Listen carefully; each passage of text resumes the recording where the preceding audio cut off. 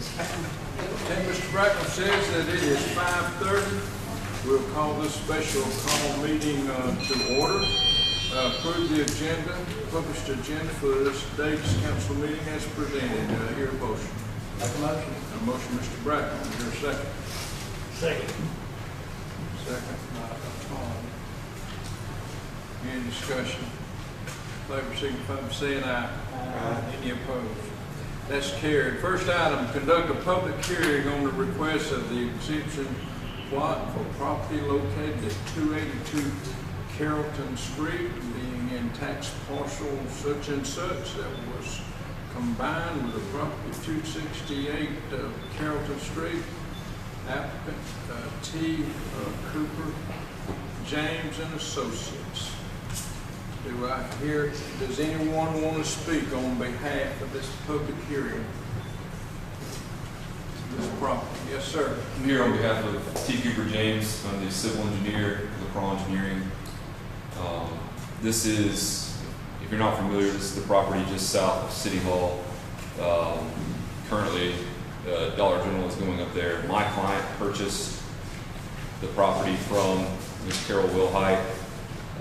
The property at, I think it's the higher number, so it's a 282. What we're doing is just subdividing that property, moving the parcel line approximately 90 feet south, and then the piece that's cut out of there, we're combining it with the property at 262 Carrollton Street. So just making that parcel larger and basically making both of those properties roughly the same size. That property has been previously sold to my client, T. Cooper James, by Carol Wilhite. He closed on the property with a legal description. So all we're doing is taking that and just creating a property that he purchased as one parcel for the Dollar General site. Thank you. Anybody else want to speak on behalf of being for or opposed to this property?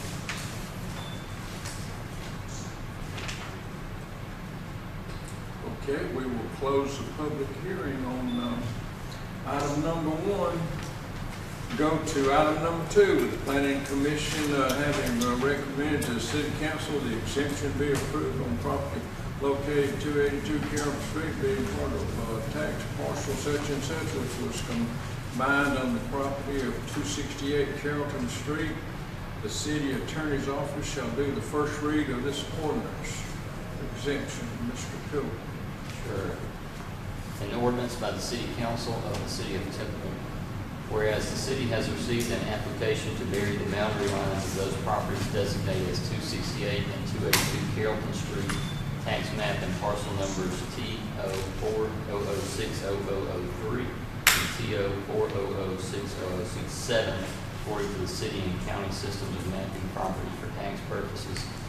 Whereas the application on behalf of the property owner has requested that a portion of the said 282 Carrollton Street be taken from its respective tax parcel and joined with the property comprising 268 Carrollton Street, thereby enlarging the areas of that property known as 268 Carrollton Street. Whereas the property owner has made a corresponding request that the property known as 282 Carrollton Street be reduced in size accordingly. Whereas the Temple Planning Commission and Temple City Council have both conducted public hearings with regard to this application. Now, therefore, be it ordained that it is hereby ordained and established as follows. The Temple Planning Commission conducted a public hearing pursuant to notice on July 18th, 2017, at which the public offered comments with respect to said boundary line change. Furthermore, the Temple City Council conducted a public hearing pursuant to notice at a called meeting on July 25th, 2017, at which the public again offered comments with respect to said request. After conducting these public hearings and consideration of the land use plan and future development of the City of Temple, as well as all related matters, and based on the Planning Commission's determination that such boundary redrawing request should be approved, the City Council of the City of Temple determines by this ordinance to shift the boundary lines between the above listed tax parcels in accordance with the request submitted on behalf of the property owner. The property owner's request, as well as a new survey depicting the new boundary line between the tax parcels, shall be maintained on file with the clerk of the City of Temple, and all such drawings and documents related to the said application are incorporated into this ordinance and made a part hereof by reference. The official tax maps and zoning maps of the city of Temple shall be changed to reflect those changes as set forth in this ordinance. Thank you, Mr. Pilgrim. That will conclude the first reading of this ordinance. Item number 3, conduct a public hearing on a request for a variance on property located at 229 Carrollton Street and 249 Carrollton Street for the purpose of relocating the property lines between the two adjacent lots. Application by owners Max and Ellis Gold. Okay, anybody want to speak? Very quickly, Jack Witcher for the Goldens. It's simply the redrawing of the dividing line between the two properties, basically equalize out the acreage and makes the other remaining lot where you've got the parking lot much more developable. In the future, there are no present plans to do it. It'll have its own entrance, and it's just simply a reallocation and should make it look better and get cleaned up. We'd ask to approve it. Thank you, Mr. Witcher. Anybody in the audience want to speak for or against this rezoning variance here?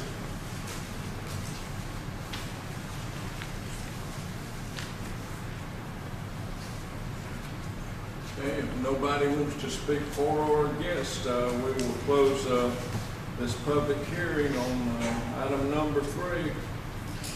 Okay, with this. Item number 4 was Temple Planning Commission having recommended to the City Council that a variance be approved on the property located at 229 Carrollton Street, 249 Carrollton Street. The city attorney shall do the first reading of an ordinance to grant a variance that would be provide for the relocation of property lines between the two adjacent lots. Mr. Pilgrim. Ordinance by the City Council of the City of Temple. Whereas the city has received an application to vary the boundary lines of those properties designated as 229 and 249 Carrollton Street, tax map and parcel numbers TO 0070038 and TO 0070017, according to the city and county systems of mapping property for tax purposes. Whereas the application on behalf of the property owner has requested that a portion of the said 229 Carrollton Street be taken from its respective tax parcel and joined with the property comprising 249 Carrollton Street, thereby enlarging the area of that property known as 249 Carrollton Street. Whereas the property owner has made a corresponding request that the property known as 229 Carrollton Street be reduced in size accordingly. Whereas the Temple Planning Commission and Temple City Council have both conducted public hearings with regard to this application. Now, therefore, be it ordained, and it is hereby ordained and established as follows.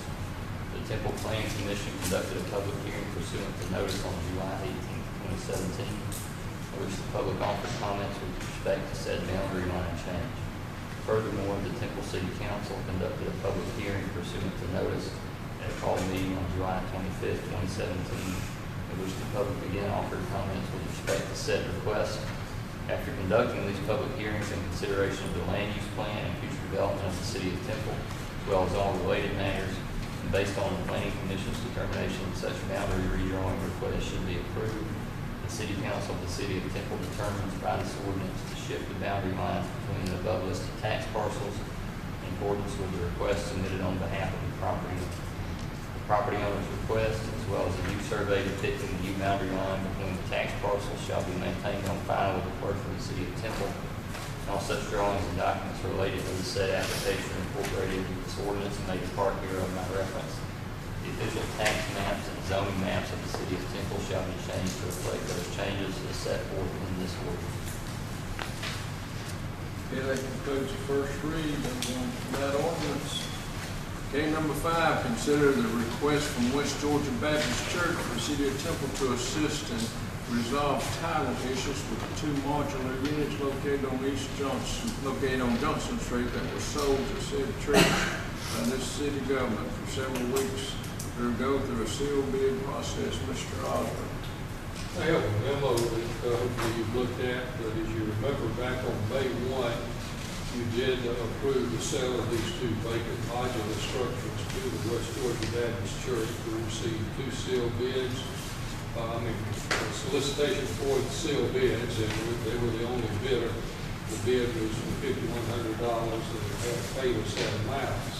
As you know, we got those from the school system.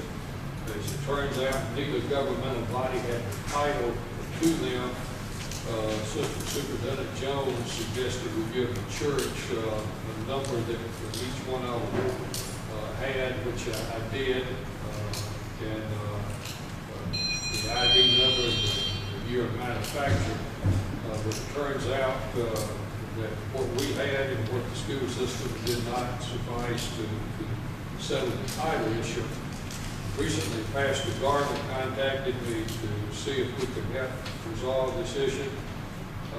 He said that they will be able to get a title bond from an insurance company that would cost $200 for each of the title bonds, total $400.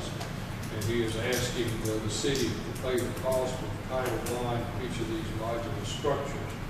Bringing it to your attention, they can't move the buildings until the title issue is resolved, and frankly, it seems logical to me that the seller provides the buyer with a copy of the title.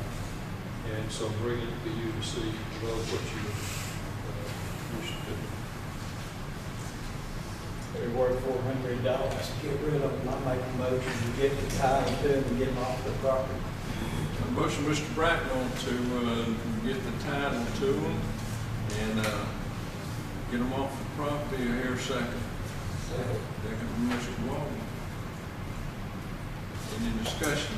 Ordinarily, I would say just writing the bill of sale is over before those are repaired, but that doesn't satisfy the insurance.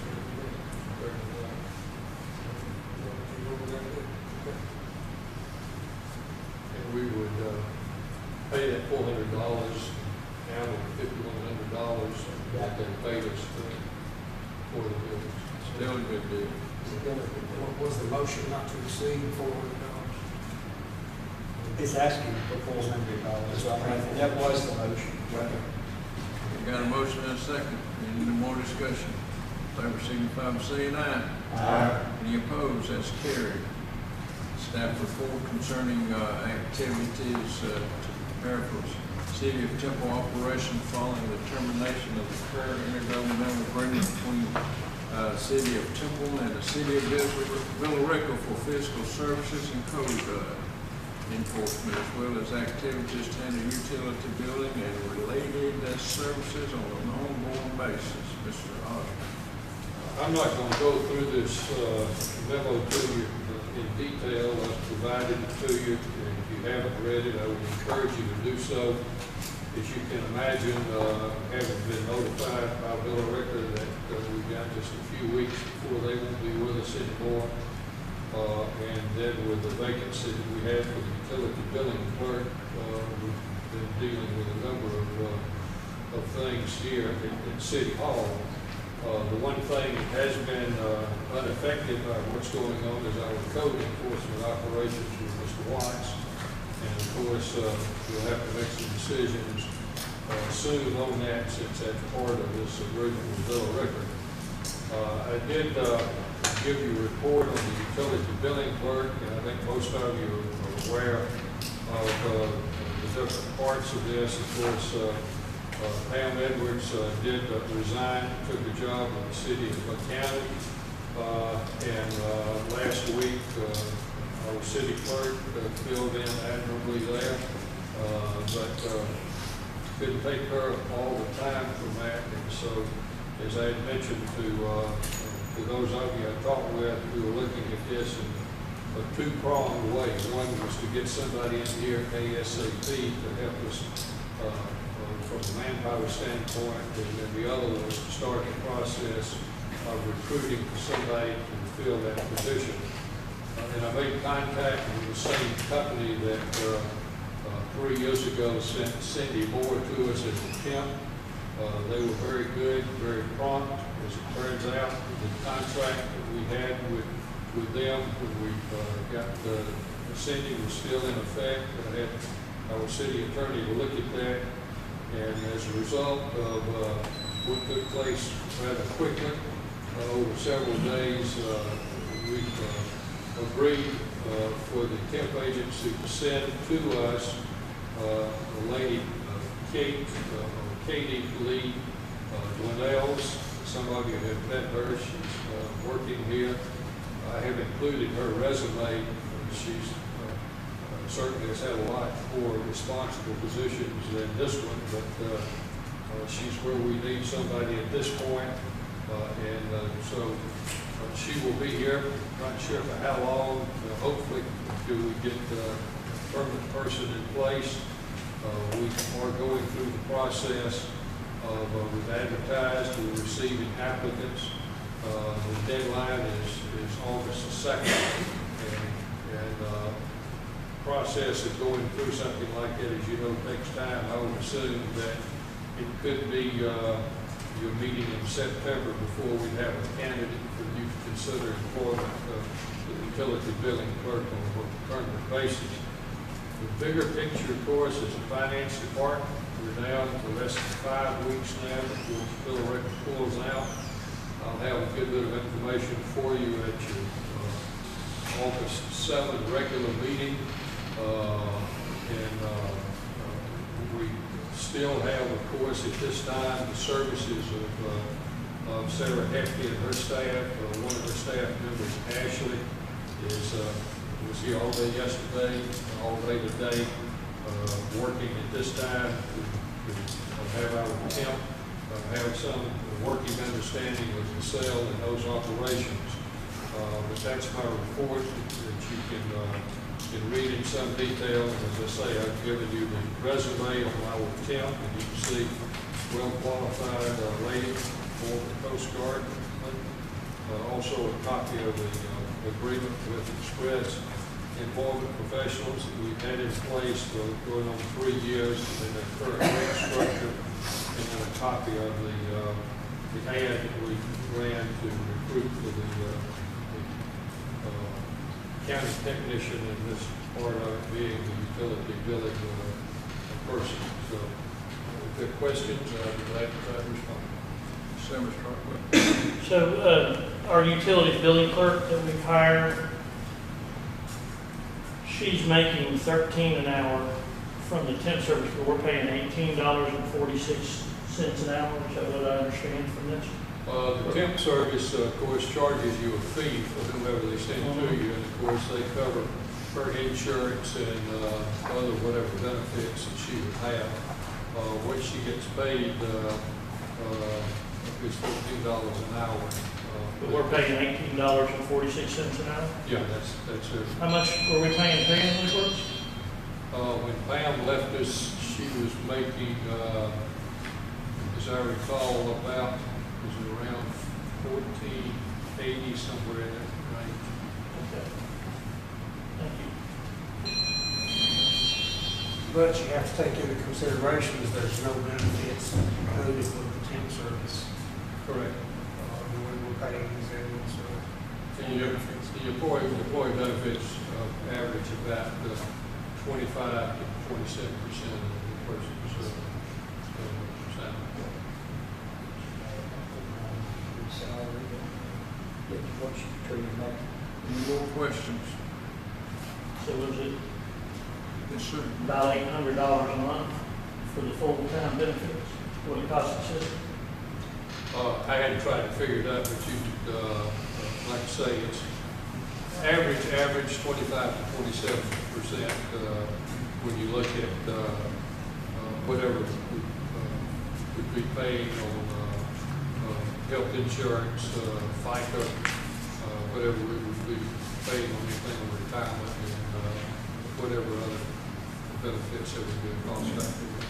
Okay. More questions? Okay. Number 7, confirm the continuation of David Lewis in one of the public work maintenance job slots in the City of Temple's Public Works Department. I don't think we can do that tonight because Mr. Lewis, in my opinion, will be a new hire. And if he goes through the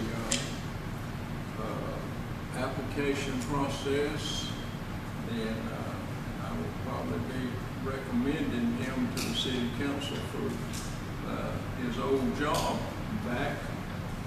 But I can't change or amend the agenda here tonight on that because it's called meeting advertised.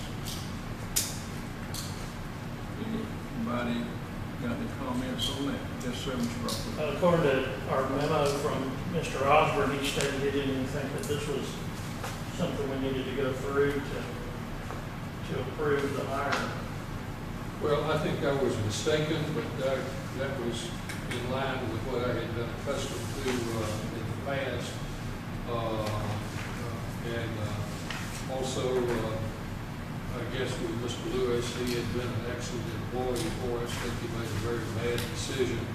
I think his grass was green on the other side of the fence, and certainly, in retrospect, acted somewhat precipitously in doing that, and created a situation that had to Well, Yes, sir, Mr. Rockwood. so where you say, frankly, I don't think we need city council action on this matter, now you're saying we do? When I wrote this, I didn't think that we needed to, that it was necessary, but was bringing it to you because I wanted to be sure we were in line with what we need to do. And you've heard what the mayor's comments were. So if I were able to turn the clock back, I would be in the process of recommending him to you rather than having put him back to work. So my question is, then again, what do we need to do? Sir? What do we need to do? Got an attorney here, but the only thing that I know to do is be sure Mr. Lewis, did he put in an application? No, we didn't, because of what the. So this may be more confusing if we advertise for the job and close the application,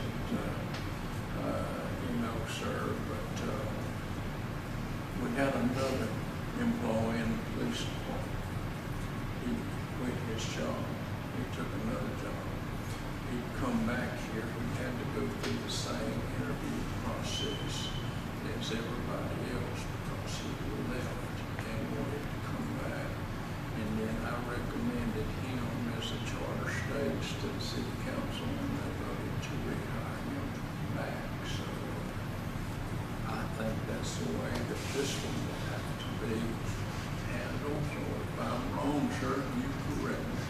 No, I think you just follow the process, and certainly for these things that are semi-administrative in nature, Mr. Osborne's going to have a handle on those, and it sounds like what he's saying is he wants to go through that process as well, if I understand it incorrectly. So I think you just do what has been past practice. And I would, frankly, in terms of looking at, we would have a vacancy in that position at this time of maybe just using his services on a contract basis for we put through the process and put a decision on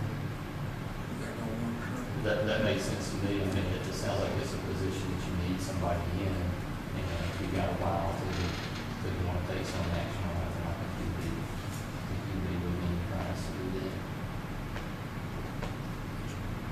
My question was, if it's gonna take a month or two to get somebody, do we need to go through the express staffing notice with somebody? Well, I'd rather use Mr. Lewis if you want to do Express. It would be less expensive, plus he knows the job. Because he's, as I say in here, his 6-month evaluation by his supervisor was the highest evaluation of any employee we've had since I've been here. The contract with him, let's be sure the mayor signs the contract. Mr. Rockwood? The job has been advertised. Yes. And we've received applications, so Yes, sir. I don't understand why we have to re-advertise it, is my question for the attorney.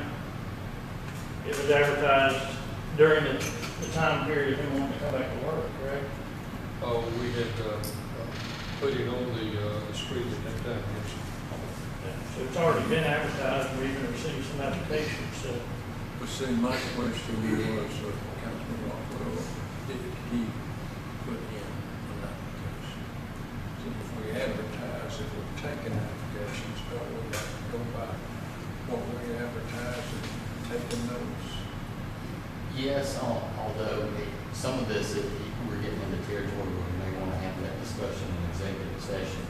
And I'll just say now without giving too much legal advice and notice, which would be authorized to do in personnel contracts. But, so I think I would believe that they are going to have a lengthy discussion about what we do about that or the matter. I think we should close the meeting. Well, we can't go into an executive session on a call meeting. Mr. Osborne. I suggest we can put this on the agenda for your next meeting, and if you don't take any action tonight,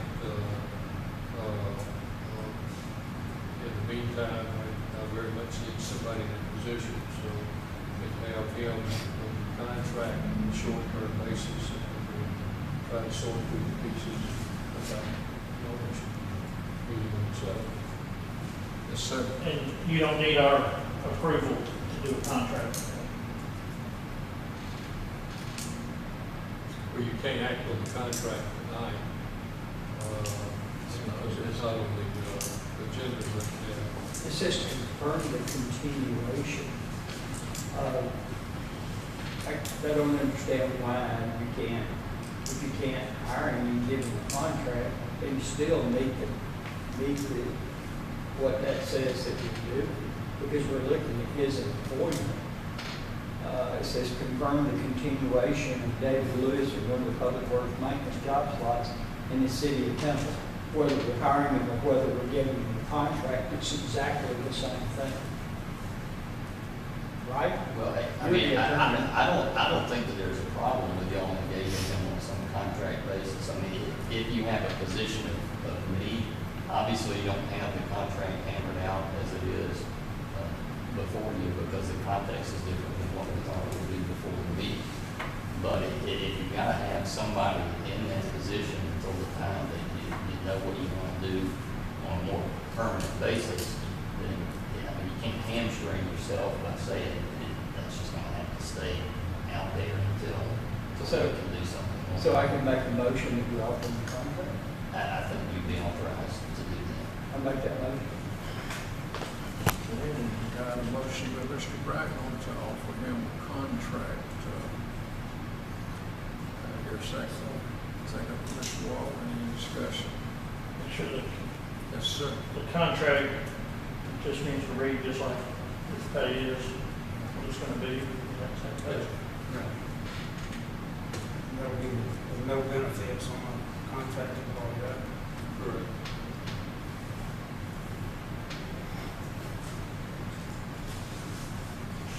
Mr. Gerald, are you sure that this is legal? I'm comfortable with it. I wish I was as comfortable as you are.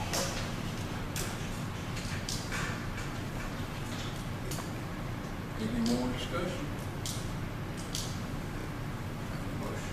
Motion and a second. All in favor, signify by saying aye. Opposed? Okay, that is carried. Okay, item number 9, staff report in response to action.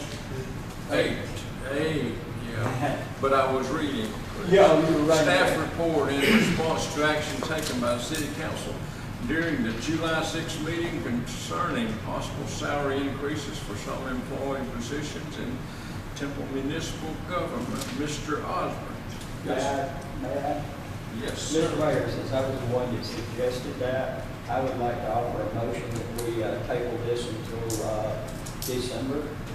And then that way we can go through the whole budget process. Each department can look at what they need and be presented in a fashion that it should be presented, just like the police department. So I make a motion to table that till December. December the 4th. Have a motion, Mr. Bracknell, to table item number 8. Do I hear a second? Second, Mr. Wall. Any discussion? All in favor, signify by saying aye. Any opposed? That's carried. Now, item number Staff report concerning the 2017 tax digest and the process for establishing the 2017 tax millage rate, which is to be set by the city council in August. Mr. Osborne.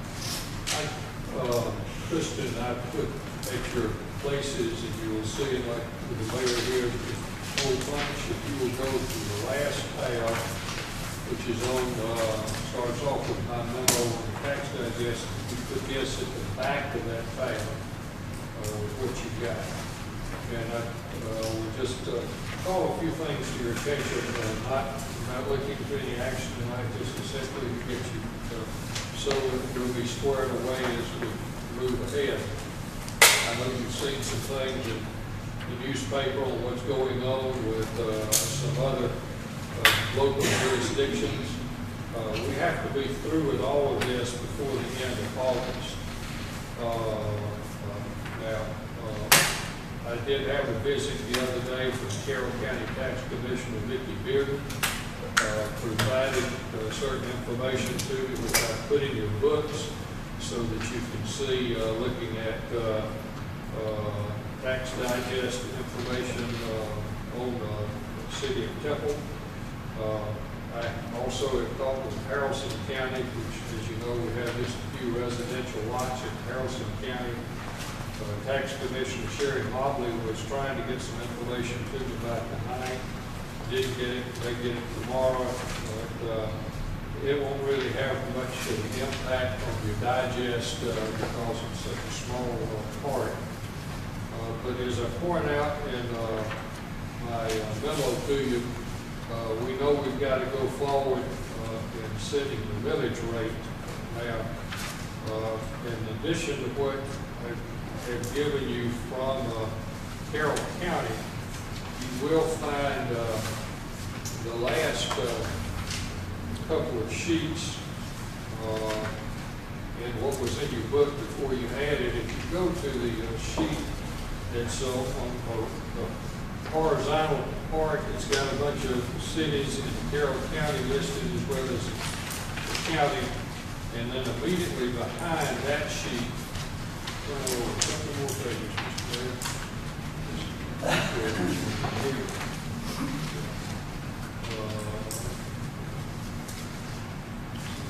Let's see. Okay, well, you're fine. You put yours in the report. That's all right. Let's go back two pages, these last. I'm not sure if I will. Let me just cover this and show you. The bottom line is Sarah Hefty has given you some information that she's looked at from Temple. And the key thing, I think, is if you go to the page where we're talking about the village rollback, and you will see kind of in the middle of the page where it talks about the computation of percentage increase in property taxes, you will see that, of course, our village rate, 2017 village rate is 6.50. Now, if when we get together at the next meeting, if you decide to roll back the village rate so you don't have to declare any tax increase at all, you would be able to do that by rolling the village rate back to 6.428. In other words, that's not a large rollback number in there. And so you may want to just keep that in mind, that if you don't want to go through the process, and as you know, if you keep your village rate exactly what it is, because you've got growth in your digest, you're going to have to declare that you've done a tax increase. Now, if you don't want to if you decided to do a tax increase, even if you kept your village rate just as it is, what you will find, I've given you a memo from Sarah Hefty saying this is the timeline that the Bill of Record is following. The Bill of Record is declaring a village increase, and you will find here their calendar, and they will have to have 3 public hearings.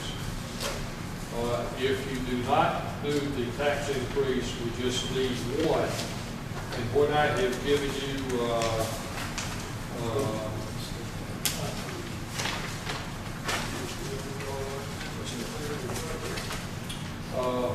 so that shows you if what Villa Rica is doing is that you can see they would be having their first and second public hearings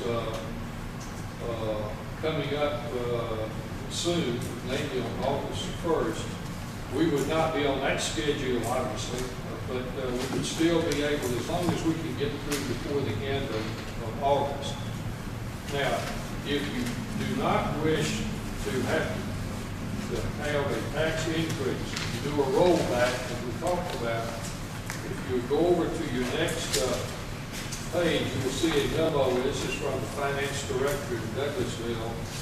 And what she sent me, I've got a copy of it, this next page to show you. I've got it's about 22 pages long, the 2017 compliance guide for advertising tax history and public hearings for increases in taxes. Any of you who want a copy of that, I'd be glad to provide it to you. But the key thing is, as you will see in her memo to me, is that if we are rolling it back, of course we have to have only one public hearing, and we have to advertise that 5-year history at least 1 week prior to adopting the millage rate. So that lets us not have any type of real tight time frame. But if we did need to do the 3 public hearings so that you was keeping your options open, then the last page here, this one right here, Mr. Mayor, that's showing the timeline. That's from the state. And that's really the same kind of thing that I pointed to for Villa Rica. This is just generic to be followed by all local governments. And what Sarah did was just fix the Villa Rica timeline based on this. But the main thing tonight, I wanted you to be sure that you had information on the digest, that I impressed on you that we've got to move forward with this in an expeditious manner. So that when we get to the meeting on August the 7th, I would hope that you would individually have made up your minds as to what you want to do, because we will need to make a decision on August the 7th as to whether we're doing one public hearing, a total rollback, or you want to do 3 public hearings, because you are looking at a millage increase. Even if you keep the millage rate doesn't change, but you still got to call a tax increase because the digest is going up. I hope I haven't confused you with what I said, but questions? If we roll back to the 6.42, any idea what that would equate to in lost tax revenue? I will get that for you, but it's not it's a small amount of money, I'll tell you that. Probably just 2,005, 6,000. It may not reach 5 figures. If it does, it would be fairly low. It's not a huge, you wouldn't lose a lot of money if you did the total rollback. And the reality is, as I've said to several of you, I recognize that this being election year, that not many local governments do tax increases during election. But you don't have that for us, obviously. Yes, sir. Yeah. But what you've got now, when you look at it at your leisure, you'll see that it gives you most of the pieces that you need. What you don't have, and I'll try to get that to you the first of the week, will be a dollar number as to what would be the difference between the current millage rate and the rollback, how much decrease in revenue that would be. Any more questions, Mr. Austin? Hear a motion with adjourn. Make a motion to adjourn. Motion, Mr. Brown, here a second. Second by Mr. Wallace. Any discussion? All in favor, signify by saying aye. Y'all. See you again.